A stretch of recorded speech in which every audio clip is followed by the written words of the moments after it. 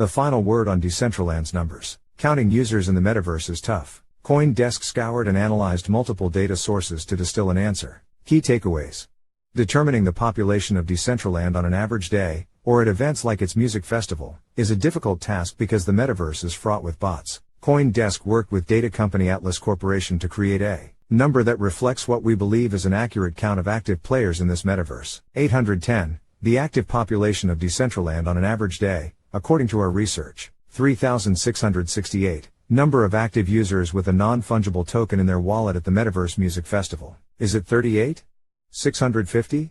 7,000? It's tough doing a census of the metaverse. Try as we might, CoinDesk, in the eyes of Decentraland's fans, just couldn't get the numbers right. Metaverse platforms such as the Sandbox and Decentraland present a challenge of sorting bots from real people. And then even real people can be inactive or AFK, short for away from keyboard for hours, days, even weeks. One way to filter out bots is to filter users by those with non-fungible tokens, NFT, which also weeds out tourists who pop in for a quick look and leave without meaningful interaction. In addition, it can be argued that those users with NFTs matter the most because in a Web3 metaverse like Decentraland, users with NFTs such as ones that denote ownership of real estate in Decentraland, LAND, or wearable items that unlock some of the more popular experiences like ice poker are the ones who are most active in the platform, and certainly are the most valuable to the ecosystem's success. Another challenge in determining how many active users there are in Decentraland, despite there being an abundance of open source data available on the blockchain, comes down to the fact that Decentraland and Mana token holders have a vested interest to make sure this number appears as large as possible. Certainly, publishers including Electronic Arts or Activision Blizzard want to see a high level of active players on their games such as Battlefield or Call of Duty, but their stocks have other fundamentals behind them and don't rely on the rise and fall of a single game or platform. These games also don't have the problem of idle bots that hang out to inflate the player base. Hop into a session of either of these traditional games and you'll be greeted with action from the moment you arrive. But log into Decentraland and you're dropped into an apparent ghost town. There are players on there, and more in certain areas, but are they active? So in order to figure out just how many active users there are on the platform, we used every available tool out there to try and track this down. From DApp Radar to Atlas Corporation's data repository, which powers DCL metrics, to the open source Catalyst Nodes Monitor, DApp Radar and Nansen. We even tracked how many players went to the much-hyped Metaverse Music Festival, thanks to Atlas Corporation's data. It's important to remember that with one exception, which we'll address later, these aren't CoinDesk's numbers. We're reporting them directly from the source. Here are the results. Now we'll dive into the details. DApp Radar, the hashtag 38 DAWs and the players behind them. 38 original, 775, revised, in the days that followed CoinDesk's publication of DApp Radar's estimated daily active users in Decentraland. Community members were quick to defend their beloved metaverse platform. Some Twitter users called the story fake news, poorly researched, and that the PayPal should fine CoinDesk $2,500 for spreading misinformation. The chaos that brewed on crypto Twitter led Decentraland to publish its strategy to define an active user of the platform. It said in a tweet that it counts its active users as individuals who move from one parcel of land to another during the span of their gameplay, rather than tracking smart contract interactions through wallet data. Given this definition, it pointed out that it has 60,000 monthly active users. The same day, DApp Radar issued a statement reframing its data collection process, changing the metric of daily active users to unique active wallets, to more specifically define smart contract transactions within the metaverse world. However, despite Decentraland's clarification and DApp Radar's statement, some users pointed out that in the greater context of gaming platform user metrics, the metaverse platform's numbers appeared low. 60,000 is still rather unimpressive. Given it being a whole world, is 60,000 people a lot?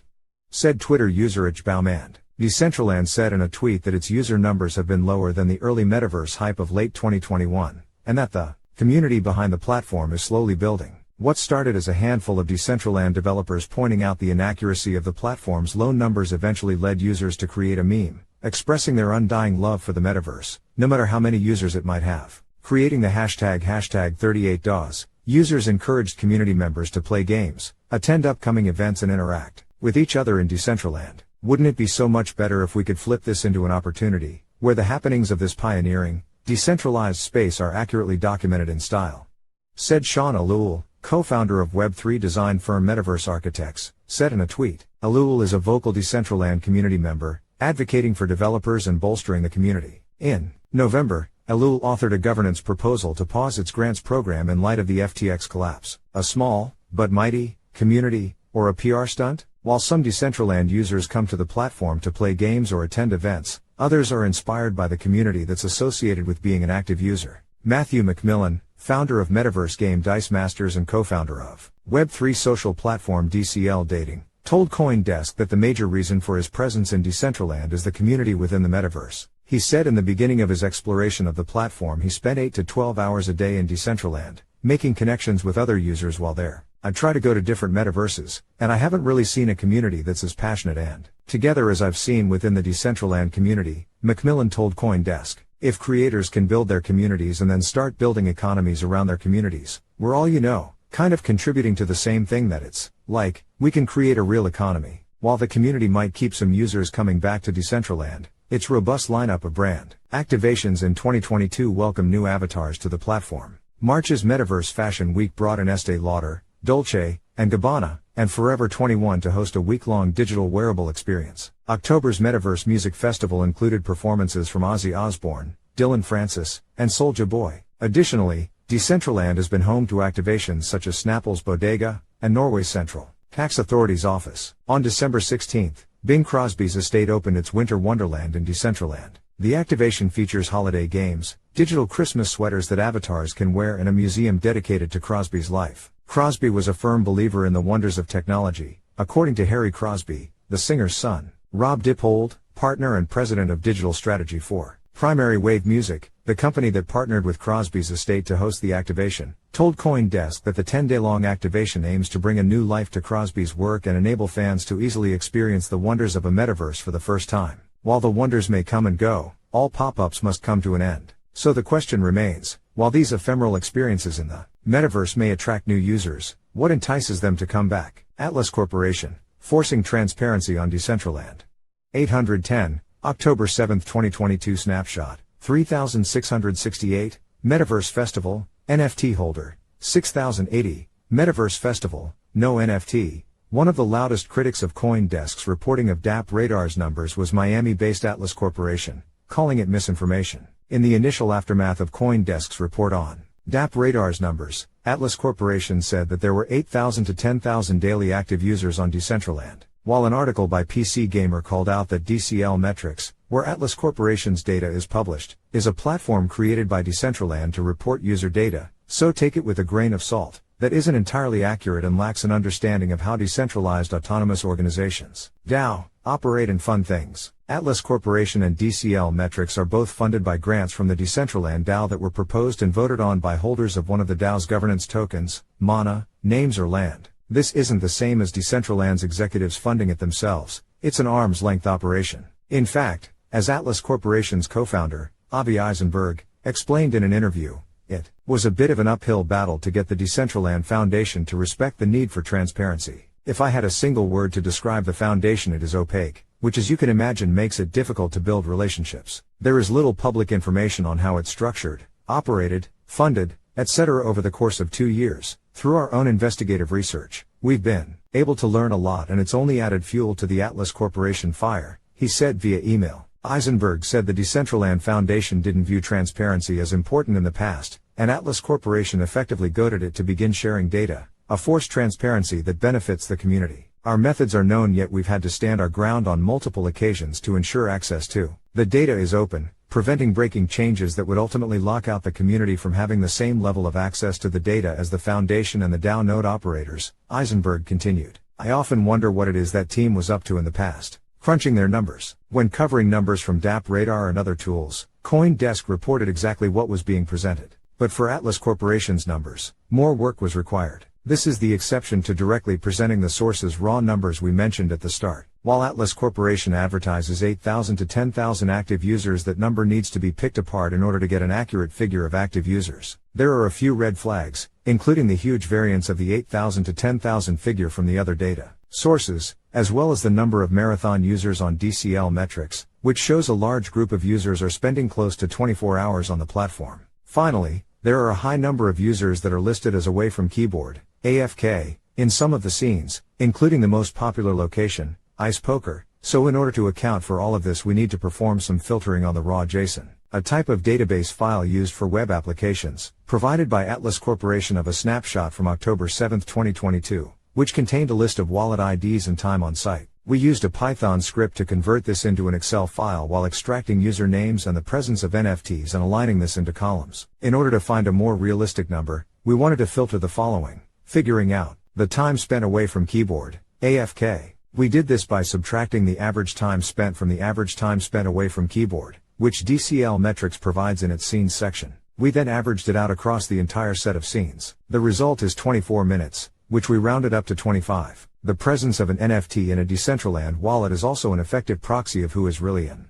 active user. As earlier noted, an NFT is needed to play ice poker, for example. While this would eliminate some of the casual users that treat Decentraland like a Web2 product, it would also eliminate many of the bots. After applying filters via Google Sheets for both of these attributes, we got a number back, 810. A Google Sheet demonstrating all of our work is available to review here. 4. Decentraland's Music Festival. We took a slightly different approach. Given that this event also serves as a sales funnel for Decentraland, we decided to generate numbers that include those that have and do not have an NFT in their wallet. Atlas Corporation provided us with JSON files in a similar structure to the October 7th snapshot that listed out the wallet ID and time spent across all of the scenes. There was an area called Main Stage and On Site, and the multiple dates. We applied the same Python script to sort them into an Excel sheet and then to Google Sheets. From there we used the same time filters to eliminate those that spent over 25 minutes and those that did not have an NFT. This time range was still a reasonable metric as most of the sets were 20 to 30 minutes long.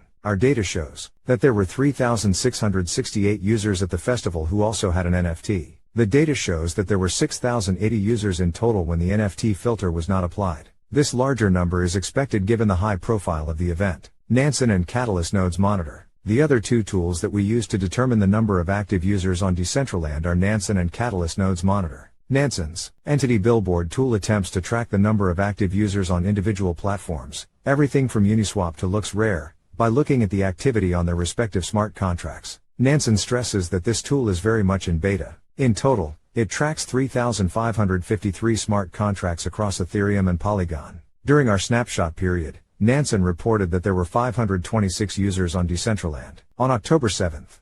While some of the same criticism for DApp Radar's numbers could be applied, the fact that it seems to align with the number from Atlas Corporation would suggest that DApp Radar's numbers are more accurate than its critics suggest. After all, the key to finding out any number is the process of triangulation. On the other hand, Catalyst Nodes Monitor takes a slightly different approach. It tracks the load on each of its servers, which it calls catalysts. Atlas Corporation's Eisenberg did provide some criticism of this method as there are nodes that remain untracked by the platform, so the real figure is possibly higher than captured. Catalyst Nodes numbers show there were 600 users on Decentraland as of October 7th. This figure comes from a scraped average across the morning, evening, and overnight.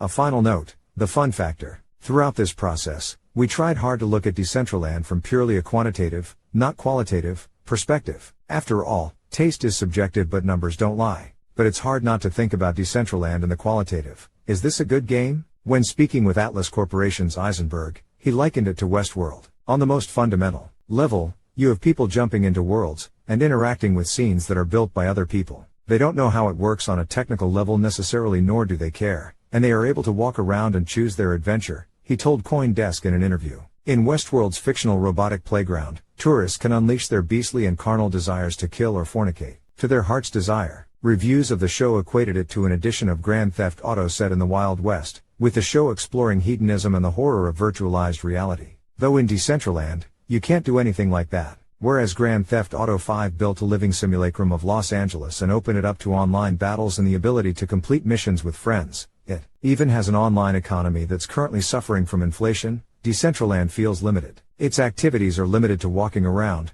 playing poker, perhaps popping into a brand activation and going to an online concert. At the concert, you watch a video with friends in 3D or see a crudely rendered concert animation that looks like it's from the PlayStation 2 era. We must admit our team enjoyed briefly jumping around together in a virtual winter wonderland, but we're also unlikely to plan another group activity in Decentraland. As of September 2021, GTA 5 has earned its developers $6.4 billion in revenue across 150 million units sold, with yearly expansion pack downloadable content, as players are still obsessed with dishing out wanton violence in its virtual city. Decentraland, at its peak when the token was worth $5.85, had a market cap of nearly $10 billion despite gameplay that most players would find boring. Now, with 93% of its value evaporating, that market cap is closer to $575 million and token with 30 cents. CoinDesk got a lot of flack from crypto Twitter for reporting on the number of users on Decentraland, but even if after our analysis, you still believe in the highest numbers of 10,000 daily users, there's still a long way to go to achieve the kind of mass success of games like GTA or Call of Duty, or mass adoption of online worlds like Roblox and Minecraft.